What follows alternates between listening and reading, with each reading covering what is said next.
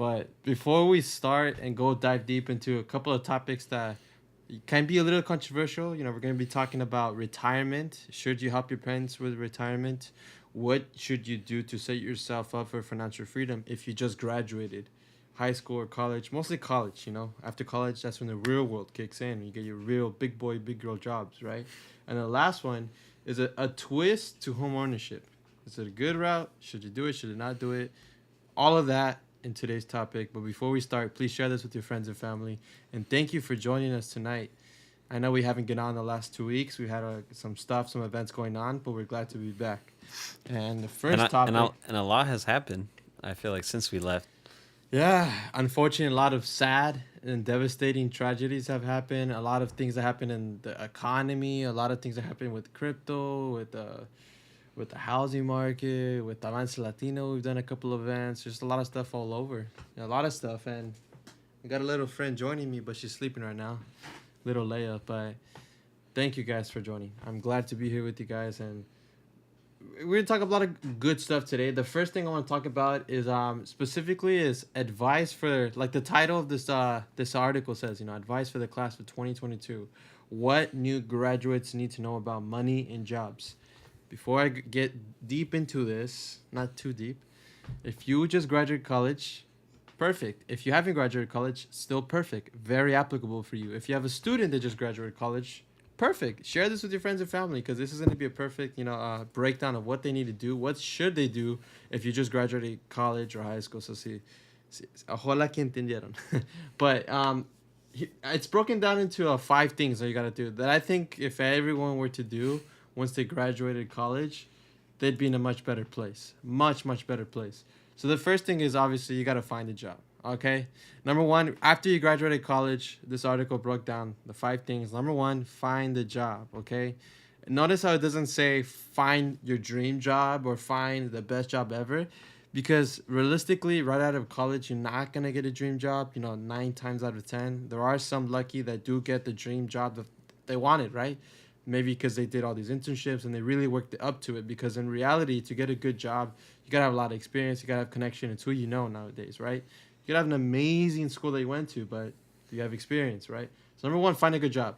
Now, I think, what do you think about that, Junior? Do you think, is that emphasized a lot where people just say, you could work up, you don't have to stay in that job forever. It's just a stepping stone.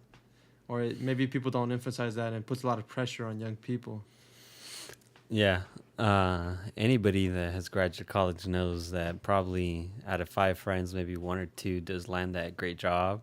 But majority of them start off in a starting job, because most of the jobs say, do you have 5 years experience? And it's like, I have only 4 years of college. So for me, instance, like I graduated as a film major, but I started off working first 3-4 years, just weddings. And it's like, then why did I go to school for? It's like, why did I do schools? I could have just done straight to weddings.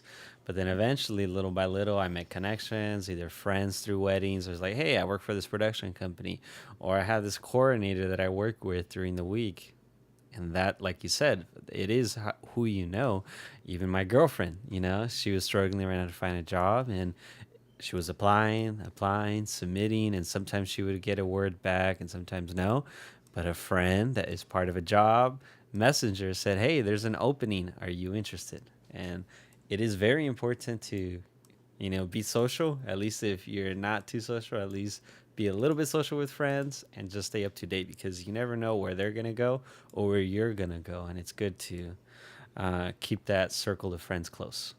Yeah, definitely. It's who you know nowadays. I feel like she definitely would have hired someone that she knew over hiring a random person, which it's better. It's better. Is it ethical in the sense where like maybe there's a better candidate, but everyone does it. You're more comfortable working with who you know. Well, at the end of the day, you still have to. Like, she still had to go through the interview process with other people, check her resume. So it's not nomás like, it's not bad. No, like, they're just hiring her with no experience or nothing. Yeah, no, it's to qualify. It's better knowing someone, because as a business owner, I would love to know that this person is reliable, trustworthy, hardworking, and not someone that's just going to come in here. Maybe they have a great resume, but they have a horrible attitude, or doesn't want to work, or, is just here for the moment, but leaves us within like the next couple of weeks. Yeah. No, yeah. Super, super important. So that's the first thing. The second thing is, in order to be successful, in your first, as you graduate college and set you up for financial freedom, is you got to understand your work benefits. I think this is something that people don't really talk about, and the company doesn't really push it because obviously, if the person takes advantage of the 401k of the everything else, the company has to pay out of pocket some of those things. So for them, if they don't take advantage of the benefits, they're happy. But a lot of times people don't realize that there's a 401k and there's a match, that there's pet insurance, that there's health insurance, dental insurance, eye insurance. I'm not eye vision insurance or whatever, vision care or whatever. Because at my old job, that's how it was. There was all these things, and I knew people in the company that had been working there 10, 15 years, and they still didn't use their 401k match or nothing. I'm like, but you can get free money because they're matching you 4%, I think. So find a job. Number two, take advantage of those benefits. Some employers will literally pay for your school if you still haven't finished school or you want to get your master's. Super, super important. One thing I would also say is right now we're in kind of like in a job market where you could almost apply anywhere and they were having an opening. So take advantage of that because that doesn't happen all the time. When I graduated college, it wasn't like that. Jobs were very limited. So right now, shop around, but also be faithful to that one that you like. Because as soon as this job market changes and there's no longer like 10 openings, it's like everyone's fighting for that one job. If you're that one person in that job that has been loyal, faithful through the hard times and the good times, not only would they trust you and keep you for a long time, but they'll give you more benefits, they'll give you a better pay, and you'll be able to grow more in the company instead of just always bouncing around from one job to the next or whatever. Is also have that in mind, like, okay, where do I see myself for the next 5 years, and focus on that because you are rewarded if you stay in a company for the long time too. Don't just think just move around because eventually, you won't be able to move around anymore. Yeah. You got to think long term. Your first job, I mean, most people, they don't stay. But No. after your first, second, third, you go, all right, I don't want to just be switching all the time. Is there some sort of purpose? Is there some end goal to this? Am I just going to be switching just to switch? Yeah, definitely. Yeah. Don't want to start a business one How day. long did you last your first job? A year and a half or 2 years? I think a year and a half. Yeah. I I only think a year and a half. lasted 7 months my first job, my second job a year, and then my third job 4 years. Or no, Oh, 3 years. wow. 3 years. Yeah. Oh, wow. If you're watching, how long did you last in your first job? Was it months, weeks, a year? And Dorima asked, did we paint the room? It does look black. It's still the same color, right? Yeah, I didn't turn on The the ang- LED lights. Oh, okay. I was like, I'm over LED lights. yeah, no, it does. It looks good though. It looks good. Yeah.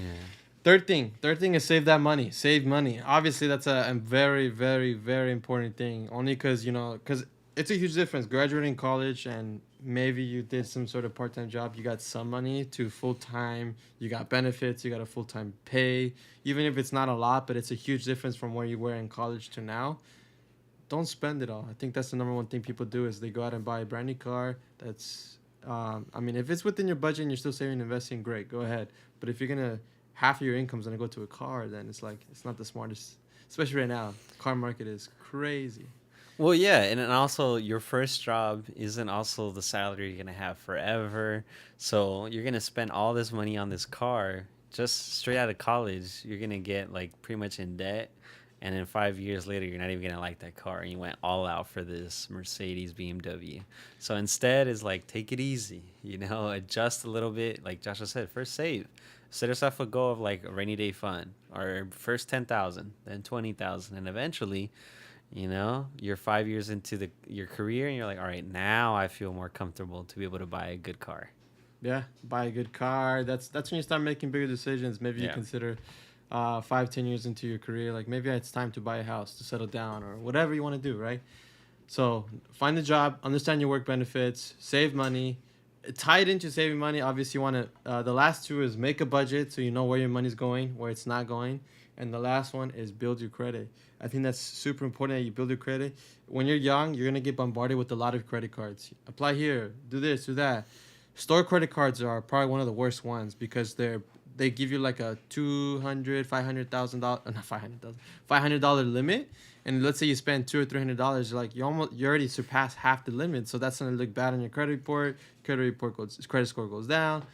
You guys get the point. So I know there's a lot of videos out there that say get 20 credit cards. That's the only way you can get a perfect credit score.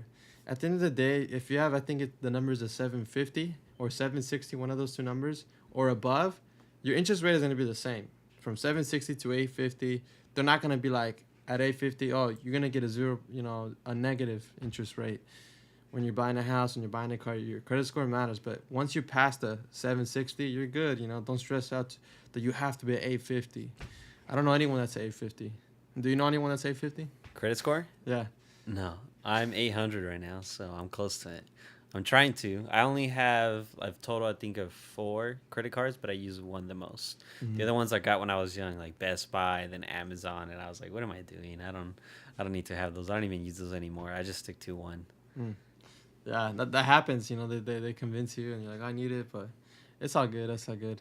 Just don't open more. Don't open 20. I see some videos out there say, if you want a perfect credit score, you have to open 20. You see all these credit cards? This is why I have a perfect credit score. I'm like, No, oh, no. I don't think it makes it might hurt you, you know? I think Because you're if you going to have spend 20. here, spend here, spend there. Yeah. Yeah. I Yeah. don't think it's the smartest thing. And now, the next topic I wanted to talk about, interesting topic, of course. It's in regards to parents, families, which is a great topic to talk about. But should you help your parents to retire? That's the questions. Should you help your parents retire? If so, to what extent? This is some data according to the. I want to talk about some data according to the Northwestern Mutual. Super important data. 20%, 21% of Americans have no retirement savings at all. 33% of baby boomers only have between $0 to $25,000 for retirement. 46% of the adults have made no attempt to prepare for the possibility that they may outlive their savings. So, should you help your parents retire? Yes or no? If yes, to what extent? What do you think, Junior? No. You don't think so? I, Oh yeah, like it all depends, but not fully, because I think in the Mexican culture is parents or you grow up with that idea that as soon as your mom hits a certain age, you're like, all right, you're gonna move in here, and then they're basically living here, and I don't know if I would want that, I don't know if I want my suegra or my mom like living with me the whole time, it's nice having that independence where just like us right now, we don't have our grandma here, it's nice, but at the end of the day. I don't know. You can help them, especially if you're financially well. Why not? Mm-hmm. Take them on a trip or pay for them here and there. But at the end of the day, you don't want to like be held back because I feel like your spouse or your significant other would be like, how come you're you're putting all this money to your mom and not to our house, to our kids, or for us? So I don't know. It's an interesting conversation to have with the person you marry. Yeah, I think you hit all the points. Yes, you can help. Especially like you said, if you're financially free. But there's a lot of factors. If you're taking away from your money so that you guys are struggling, you and your spouse, your home, you're not saving for your retirement because you're helping your parents, and that's where it's like, okay, you gotta stop there. You want to make sure your family is good first. Then yeah, if you want to help your parents, maybe, hey, I'll pay your insurance bill for the month, or I'll pay your gas bill, or whatever. It's a couple $100 a month, just so it's less, especially if they're retired, they're not making as much money. But taking out a mortgage, as a cosigner in their name, buying a car for them, cosigner in their name, stuff like that. It's like, if they don't pay for it, you kind of get screwed up. That's where you kind of maybe have to cross the line. Like, I mean, if you're like balling, you have millions and millions of dollars, then obviously, if you're not helping your parents, then you're being a jerk, right? You got to be generous. But if you have everyone has their own expenses and stuff. So I think like what you said, put your family first. Obviously, if you have kids too, you gotta worry about them. If you want to help out your parents, you definitely go for it. But there's limits into what you should and could do. And if parents pressure you, then you gotta have that conversation with them. You gotta have that. It's gonna be a hard conversation to have, but definitely an important one to have before you get to that point. It's important to understand how much is their income, how much do they spend every month, what do they own, do they have houses in the name, cars, etc. How much do they owe, do they have a will, a living trust, do they have any sort of investments? These are important questions I think you should ask your parents, um, especially as they're getting closer to retirement. That way like imagine they retire, you're starting your family, and you find that your dad and your mom are $1 million in debt, and they're only making $2,000 a month from Social Security. and they don't know what to do because they got medical bills and everything. You're like, what? Why didn't you ever tell me? We could have, figured this all out. It's important to have these questions and make sure for the parents and the kids, vice versa. If my mom wants to live in my house, I'm gonna have to have a serious talk and be like, en nuestra casa todos quieren trabajar and contribute. So I'm gonna have to wake her up every day at 6 in the morning and go take her to job hunting until she finds a job and be able to contribute to the household. If not, she's not allowed to be here. As simple as that. Yeah. Nah, I would never get to the point of having someone outside of me and my spouse living with us. Like, I need that privacy. Nah, like whether it's my mom or Vanessa's mom, like I love them both. They're amazing people, but I'm sorry, you can't live with us. Imagine you have kids and your mom's still yelling at you in front of them as you're a kid. You'd be like, the kids are gonna be lávate las manos. The kids are gonna be so confused. So who's the adult here? Who's my dad? No, that's not good. No, that's not good. I know there's maybe in a medical emergency you just can't work or stuff like that, but it's like she can come here every day and cook for us. I have no problem with that. Yeah, that's fine. She can come, cook, clean, take care of the kids. Yeah, that's fine. Fully depending on me, I don't know. I'll be kind of pissed every day while I'm working, and she's like, I get alerts on my credit card that she's over here shopping. Oh man, yeah, that's a hard topic. Yeah, but definitely a topic you got to talk about. Yeah, because you don't want someone that's, even if it's like your sibling, like, like me and you, both living together, even that's weird, you don't want to do that. If it's like house. Separate units, like somehow, I guess it makes sense. It's a big enough house. Different. Yeah. Like a duplex. Yeah. That's better, but still, like, you wake up in the morning, she's right there. Yeah. Well, at least siblings is different. It's a different relationship, your siblings and your parents. And it's different every situation. It depends, like, if they're in need, of course, I'm gonna open the door. It's different, but full-time living, that's different. Yeah, like if there's some sort of health issue or something like that, then that makes sense. It's different. Yeah, definitely different. And yeah, so should you help your parents in retirement? The answer is yes and no. It just depends. Everyone's situation is different. Your finances, you want to make sure you're good first. Your family is good. Your retirement, you're not messing up your retirement to help out their retirement. Although it hurts to see someone struggle. You can't. How can you help your parents if you're struggling, right? You can't give from what you don't have. You want to make sure you're doing good too. So it's gonna take sacrifice. And the next topic, Junior shared this video with you. He saw the CEO or the founder, I believe, of this company called Divvy, Divvy. It's this new company. There's other companies out there that are pretty similar, but I guess this is the new one where it's all about renting to owning a home. It's a new concept. I want to break down: is it a good thing? Is it a bad thing? Because I've seen it out there, actually. I've seen it when I go on Craigslist, and if you look up apartments, you'll see, rent this house for this X amount, and you'll be able to own it. Kind of similar to leasing a car, but a little bit different, right? There's some pros, there's some cons to it. And what is it? What is a rent-to-own agreement, right? There's this company, Divvy. There's a lot. It's not just this one. There's other companies as well. Basically, it's agreement that you make with this company that you rent this property per a specific period of time. In this case, it says within 3 years or less.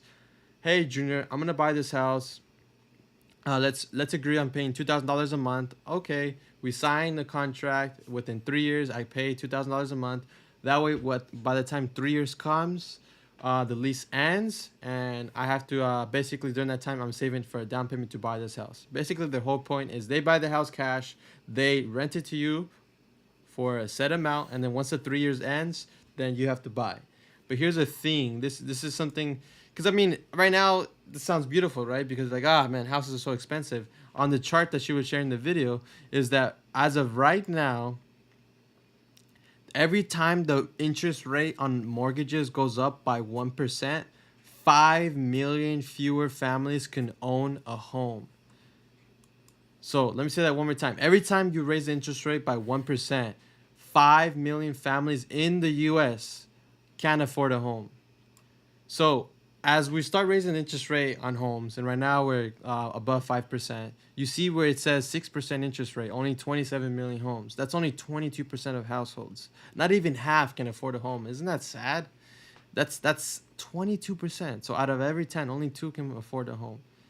Only 2. Super, super sad right now. And if you go up to 9%, only 14%. So it's like, what? 1.5 out of 10, right? That's why it's interesting to think about like whether or not they're going to raise the interest rates, right? Right now we're at what, 3 or 4, close to For mortgages, yeah, or they're already five. above 5. Yeah, Oh wow, that's on right. some. Yeah, they're at 5. Yeah, they were at 3. I think that's what Dream got hers, like at a little bit under 3 or 3ish, something like that. They were That's at right. that That's point. right. They're Yeah, like at 5ish, 6 is almost. That's right. yeah. And here's the thing. Here's the con with doing this rent to own, which is pretty popular. I've seen a lot of it. I understand the benefits of like, okay, I'm gonna rent this house and eventually buy a house. But here's the cons. It's great. I was just reading their page and it says this is perfect for someone who is not good financially, who has bad credit, and it can't afford your home. Great, but then you don't want to put someone like that in a 3-year contract to rent this house, and in 3 years they have to buy the house. If they don't buy it, they're gonna lose basically all their money plus that initial startup fee. So is it good? I mean, I don't want to bash on any company and say they're a terrible company, they're the best company. I don't endorse companies. But my personal opinion is that I wouldn't do it just because I feel I'd rather just rent a normal apartment or a normal house and save on the side. And then if I can't buy the house, I'm not pressured in 2 or 3 years. I have to buy that house until I'm ready. Everyone is ready in different times. And I don't know. I just wouldn't want to do that. I don't know about you. I guess it depends if you're good financially and you're someone that's the opposite of what you described, then maybe this is a good option to think about. But then Where why don't you buy a house if you're good financially? I guess because they have a lower interest rate when you enter. They give you, I believe she was saying like 1 or 2% opposed to what it is right now. At first, but then it goes into a regular mortgage. Yeah, yeah. So it's almost like help you for 3 years or Yeah. whatever the time limit is like, okay, if you're someone who's financially well, and I think what she was saying, she in that podcast, she stated a stat. So I think I want to say like 75% or more of the people that are join this program become homeowners or become the owners of that house. 75 or more. I want Hmm. to say it's closer to higher, and like if those are the stats, that's not a bad stat, opposed to No. someone who comes in, can't afford it. Of course, this isn't like the number one way to go. The best way is to buy your own house, to save up money, get a good down payment, get a good interest rate, do your research and be like, I love this neighborhood. I love where this is at. Yeah, that's the best way. But if this is an option for those who, Hmm. you know, want to, I think, dip their toes a little bit. Because I think there is, she was mentioning too, if let's say you have more kids or your job changes, you're able to take that equity or that money that you put into that house that you're in right now and move it over to the next house. So in an instance, that's kind of nice if you're someone who doesn't know whether or not the next 5 years are going to be in this area or you're going to have more kids or you need an extra room or whatever. So Hmm. it's something to think about and really like do your homework and like Joshua did right there, put your pros and your cons and whether or not this makes sense for you. Yeah, yeah. For some people, it makes sense. For some, doesn't. So definitely do your research because there's people that buy homes the regular way and they get screwed over. They lose their home, foreclosure. So don't think buying a home is Yeah. it works every single time and just do it. No, you got to be ready for it because people lose homes. Yeah. The Yeah. hardest thing is getting into it, but the even harder thing is Keeping it. continuing. Yeah, I think in that video she was sharing that the biggest problem with the U.S. right now in home ownership is down payment. It's just crazy. $800,000 house right now, like and pretty nice house in L.A. Orange County. It's a good starting house. 800,000, not ghetto, but not nice. It's like kind of in the middle, like middle income, middle class, good starting home for middle class, but let's just say you put 10% down because of your down payment, closing costs, all the fees. People don't forget, it's not just down payment. There's a bunch of fees involved. You end up paying 10% of the 800, that's $80,000. If most people don't have $1,000 saved up, most people don't have 80,000 either. Yeah, I believe she was in that video. She was also talking like the average, American household makes about 55,000. So you're asking someone to not only save up more than what they make a year, and like you said, not every person has more than $1,000 a month. Like it's humanly impossible. And what's really interesting is she was also talking about how in 2018, 2019, it went from only having $40,000 down payment because of the house value and how high the houses went up. It almost doubled in 2 3 years. So to me, that's insane how fast the houses have gone up in price. and almost impossible for the average person to be able to buy a home now. Yeah, it's crazy. And I saw this article I posted on my story on Instagram from Bloomberg. 1/3 of Americans making $250,000 live paycheck to paycheck. I'm sorry, excuse my language, but that's BS. If you're making $250,000, how are you living paycheck to paycheck? We don't have an income problem. A lot of people do make minimum wage, but if you're making 250,000 and you're living paycheck to paycheck, financial literacy, money management. I think Yeah. that's the issue in America.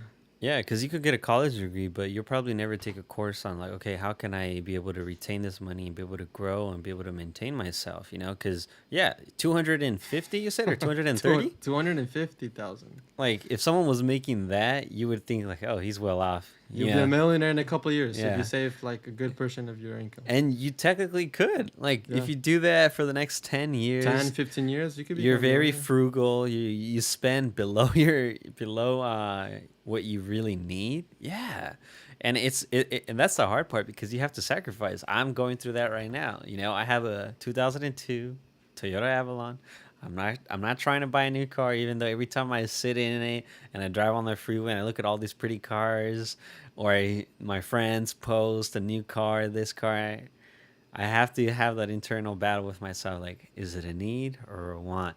And also that goal in mind. I want to save up to be able to buy a house. I want to save up because I have this goal in mind, and that's the problem. A lot of people want to have everything now, and yeah, you can make $250,000, but at the end of the day, you're not more rich than me or someone else that making $50,000, but they saved, I don't know, $50,000, in the Even bank. $1,000. Yeah, they That's can crazy. lose their job and be perfectly fine for the next few months. And the person that makes $230,000 and has less than $1,000, if they lose that job, they're screwed.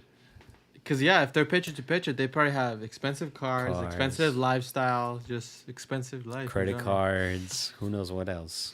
Yeah, yeah, and I mean, I don't have to read that article to realize that we have a financial literacy. My old job, I just saw it all the time. But yeah, it's definitely shocking, and I'm proud of one of Yeah. my friends. He actually sold. He had a truck. He was paying like close to $1,000 a month. Finally sold it because like you know what? I came to realize I want to buy a house, so I have to sell this car.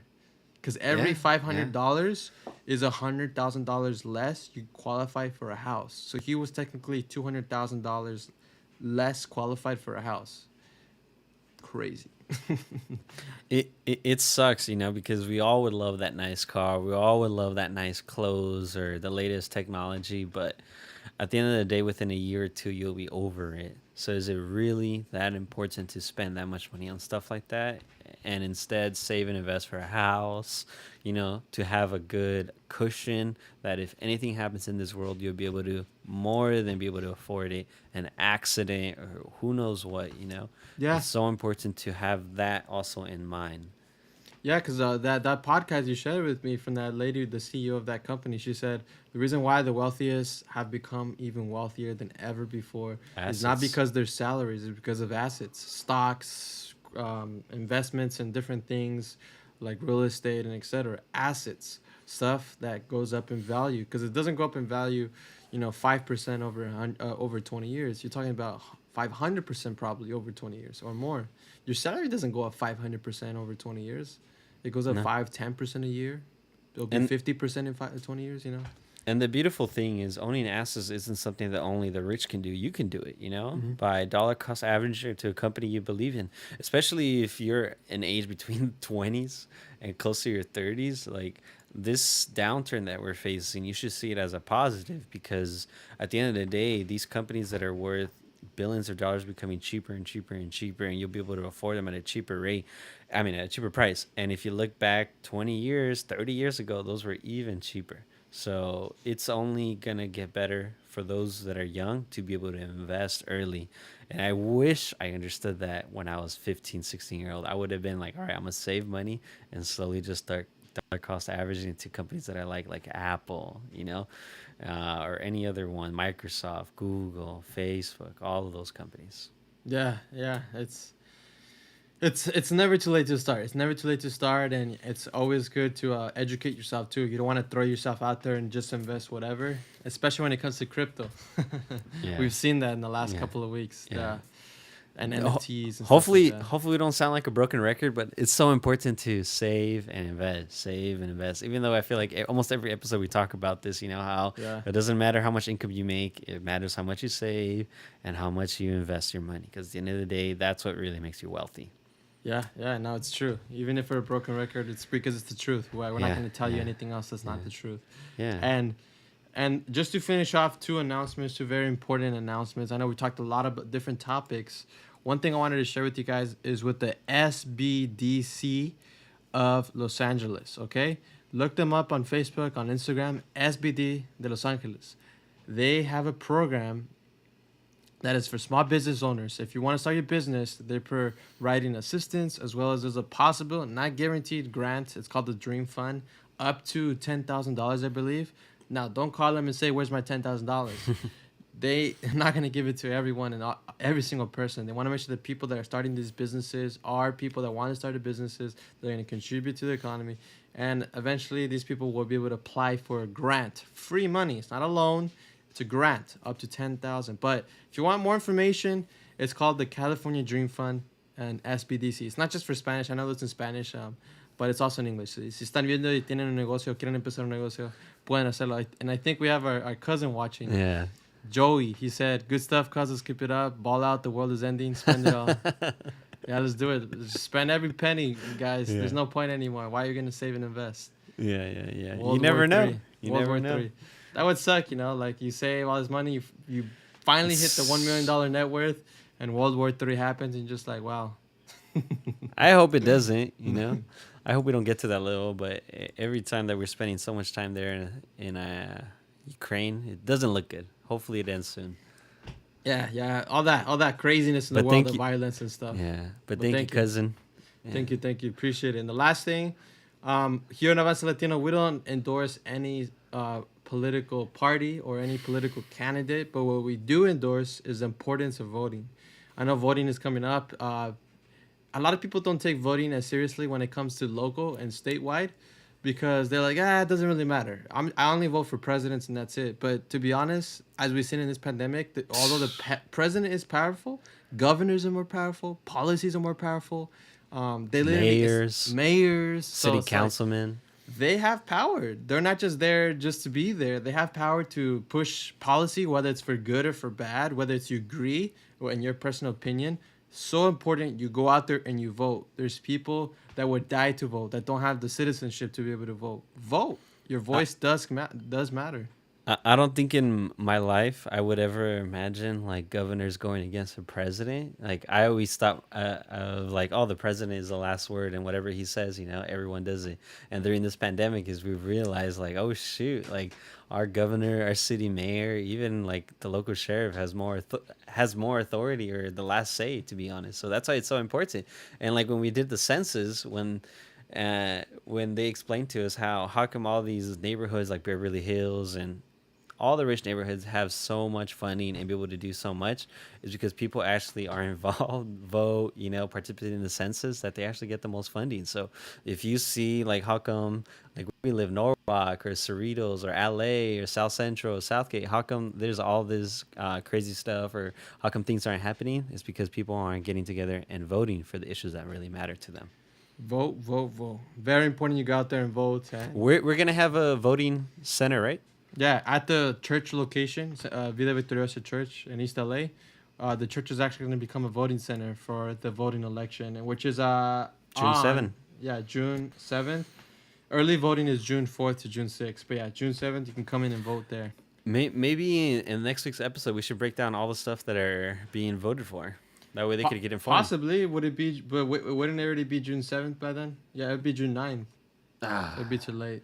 Maybe we should have done that today. But hey, inform yourselves, look over the ballot, make sure you know what you're voting. I think there's like for the sheriffs, for the mayors, and I think November of LA. There's just a lot of things you could vote for.